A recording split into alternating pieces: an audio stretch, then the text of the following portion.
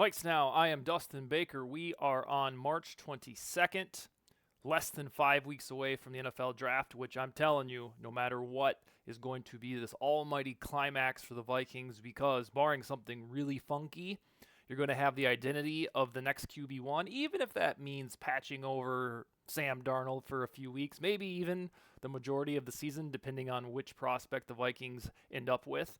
But yes, what are we at? 34 days until the 2024 NFL Draft. And this episode, kind of feels weird to be on a solo trip. Usually I got guests all around me, the way that the network has trended here. But it's cool to be in front of you by my lonesome. The forgotten man in the recent Vikings draft hype machine.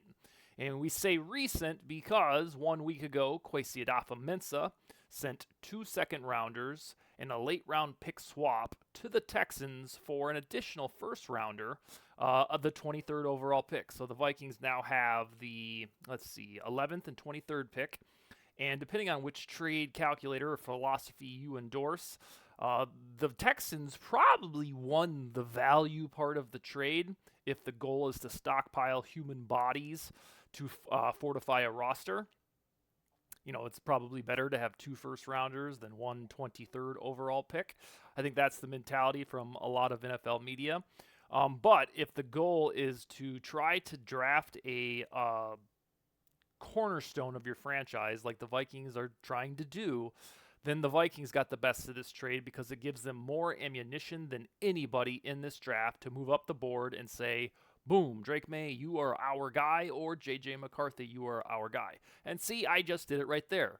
I have the forgotten man forgotten and didn't even mention him. So this episode, the next 10 to 12 minutes, is going to be about Jayden Daniels because he is the forgotten man inside this Vikings hype machine, and there's a couple reasons for it. So here we go. With no further ado, I think there is this common mindset, and even though we still have about 5 weeks to go before the draft, that we just kind of say, you know what, the Washington Commanders are staying put. I don't know where or why we arrived at that. We just kind of declared it. Oh, boom. Commanders aren't going to trade down. Have you seen something that says in print that they're not going to do that? We have evolved or devolved that way, that we just assume the Commanders will stick and pick at number 2, and then after the Bears select Caleb Williams, bada bing, the Commanders are going to strut to the podium, and that's going to be Jayden Daniels. So I think as an NFL body politic, we've decided, well, no, the Commanders aren't going to trade back. And I don't know precisely why we got there. So I would caution, this whole episode is to illuminate the theory that Jayden Daniels should be somewhat on the table for these Vikings and not utterly forgotten like he is right now. We are in a constant dialogue. Is it going to be Drake May? Is it going to be J.J. McCarthy? Because they are the most obtainable at the moment. But Jayden Daniels, I just don't think he should be totally written off, and that's what the rest of this show is going to be about. So, Washington staying put. That's the common theory, and that's probably why Daniels has been shoved to the back for the identity of the next Vikings quarterback. The next, which was lifted up by Thor Nystrom, and I think capitalized on by the rest of the draft community, is if the Commanders indeed hired Cliff Kingsbury as offensive coordinator, there's a really good chance he's going to covet a severely mobile quarterback.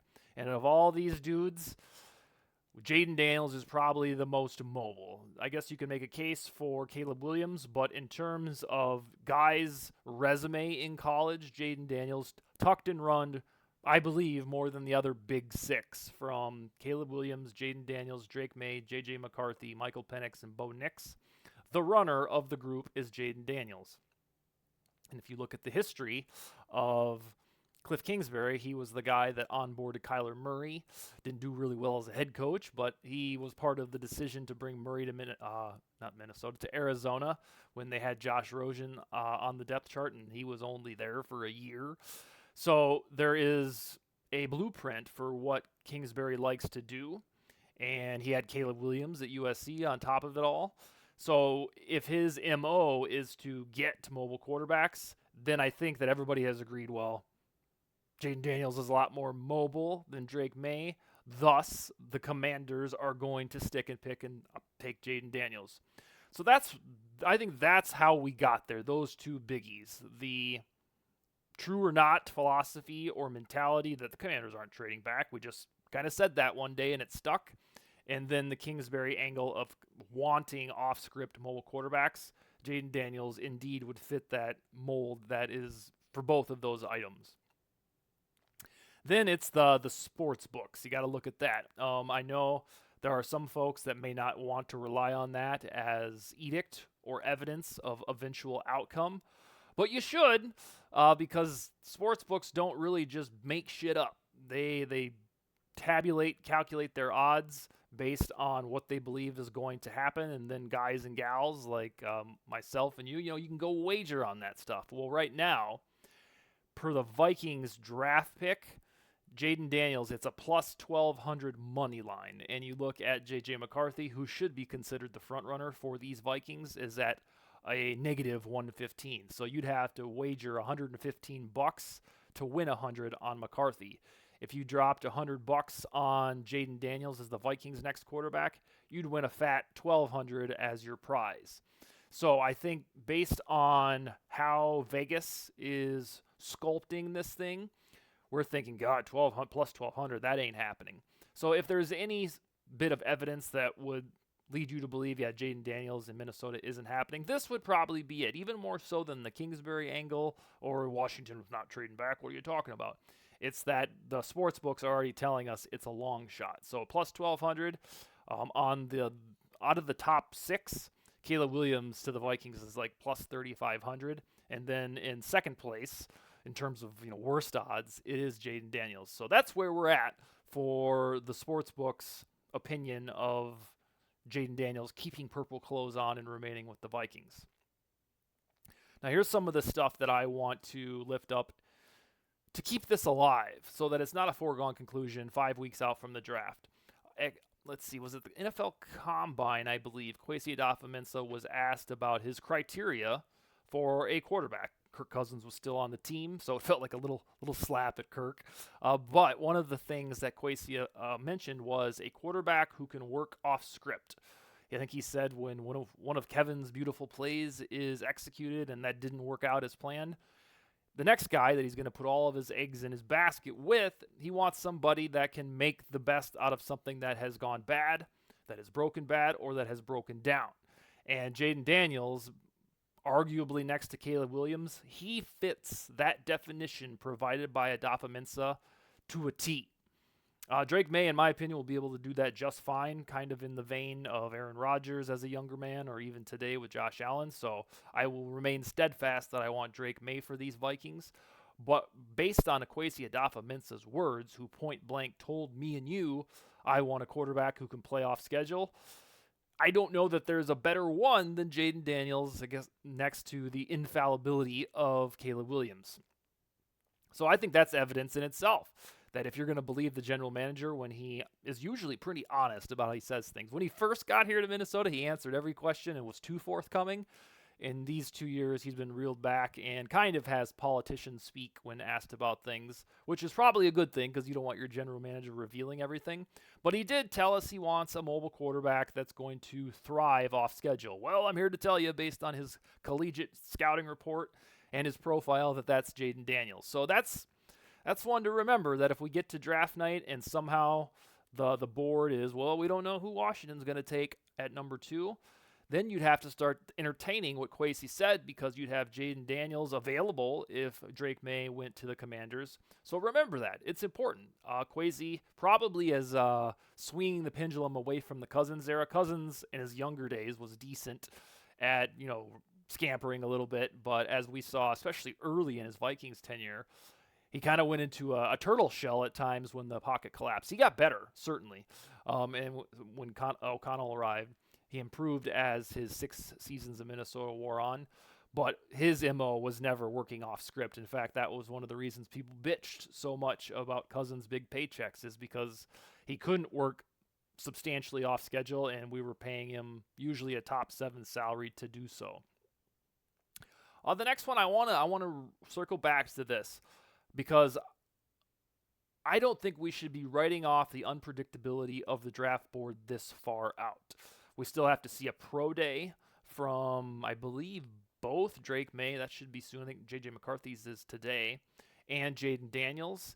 And it seems a little odd that we have declared Jayden Daniels to the Commanders this early. And all it takes is one draft spot to flip this thing on its face. And we can even talk about the trade aspect with the Vikings and the Commanders. I'll bring that up in a second. But let's say we see a pro day from Drake May, and that's just absolutely dazzling.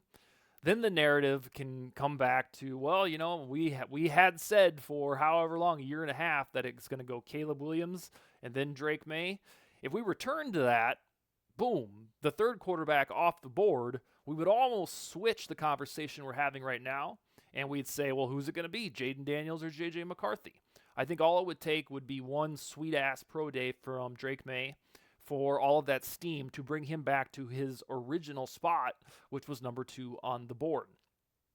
The other thing that I just mentioned is who's to rule out a Vikings trade with the Commanders. They are equipped with 2 first-rounders at the moment. They certainly have next year's first-rounder. So if the Vikings said, you know what, behind the scenes, if Jayden Daniels is the guy that they love and they've just been quiet about it, they could make the deal directly with the Commanders and say, here you go. You have 3 first-rounders plus one of the third that we're going to get next year for a compensatory pick. So I just wouldn't write off the possibility of the Vikings doing direct business with the Commanders. Right now we're so fixated on what are you going to have to give to the Patriots? Will the Patriots move off the number 3 pick? Well, if they won't, how about the Cardinals? Monty Austinfort said he's open for business with blinking, flashing lights.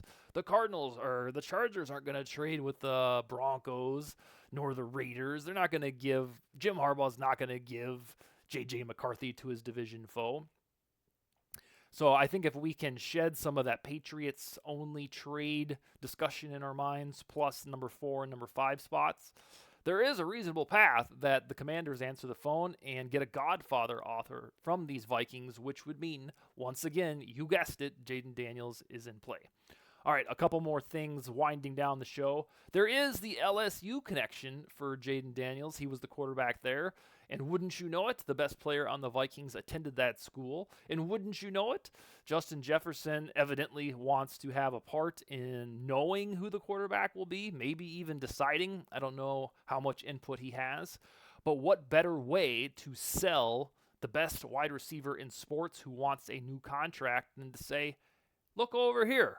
We're getting a guy from your alma mater. His name's Jayden Daniels. You can play for that guy, can't you? Because Jefferson allegedly loved Kirk Cousins so much, and I don't know if he was really upset that Cousins signed with the Falcons, but he had reiterated now for about a year that Cousins was his guy, and he'd rather the Vikings bring him back. Alas, they did not. So I think a breaking of bread from the Vikings front office, from Kwesi Adofo-Mensah with Justin Jefferson, is saying, you know what, homie? We let Kirk Cousins walk. The guy was too expensive. Mainly, we're going to pay you because we couldn't pay him. How about this? We'll get a guy who went to your college. You got to know who he is, right? Jayden Daniels. We're trading up with the Commanders. We're giving away the farm for Jayden Daniels, who you should know somewhat well. So remember the Justin Jefferson connection. This one's probably low on the list of importance, but it makes sense to me if you want to give an olive branch to the player you're hoping to extend, who just so happens to be a top 3 NFL player. I don't think that it would be a tough sell for Justin Jefferson and his LSU mate, Jayden Daniels.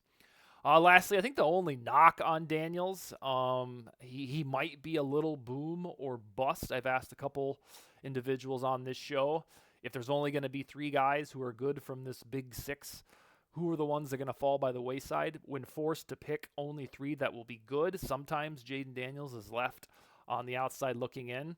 And I don't know where exactly that's from, but I do think there is that boom or bust capability. There's also the slender build. He's, 6'4" and 210. And if he's going to play a violent style of football like Lamar Jackson, where you're bound to get hit at least 3 or 4 times a game because you're taking off and running, I don't know that a 210-pound build will hold up against NFL defenders. So that's the negative on Jayden Daniels, just to pour a little cold water on things at the end of the show. it wouldn't prevent me from taking him because I'm guessing with some natural maturation as an actual man that he could get up to about 220, 225. And it really hasn't limited Lamar Jackson too much, although he does weigh more than 210. So that's that. I just wanted to do this episode so that we don't utterly put Jayden Daniels on the back burner. He probably won't end up being the Vikings selection. That probably will be J.J. McCarthy when it's all said and done with a side dish of Drake May. Let's cross our fingers. But we've somehow decided that the Commanders are staying put, and that's that. I don't think that that's fair game this far away from the draft. A wise thing that we've paid homage to in the NFL community is the Kingsbury connection, and that's real tangible. He does like off-script quarterbacks. Vegas says, he's not going to the Vikings. Those are plus 1,200 money line odds, which are pretty substantial. Kwesi Adofo-Mensah wants a quarterback that thrives off schedule. I'm here to report that is Jayden Daniels. And then there always is the trade connection that the Vikings directly do business with the Commanders instead of the Patriots. And if that were the case, with that Godfather deal, you would have probably Jayden Daniels as the next quarterback with the Vikings, assuming they prefer him over Drake May. All right, on Saturday night, which could be Sunday for the way that you guys view this on YouTube, we'll have Thomas Sullivan, a long-timer on Vikings Twitter, an awesome dude, relatively new father. He's hilarious. He's got a lot of good memes. He leads the charge for Pro Bowl voting each year for Vikings players, at least on Twitter or the X app. So we'll talk to him. And then next week, we're trying to get Ryan Roberts from Rise and Draft. I'll talk to Gage on Monday. He's a Vikings fan I met recently. We're going to talk to him Monday about his fandom and what he thinks about some of this off-season stuff. So plenty of stuff afoot, and Skol, baby.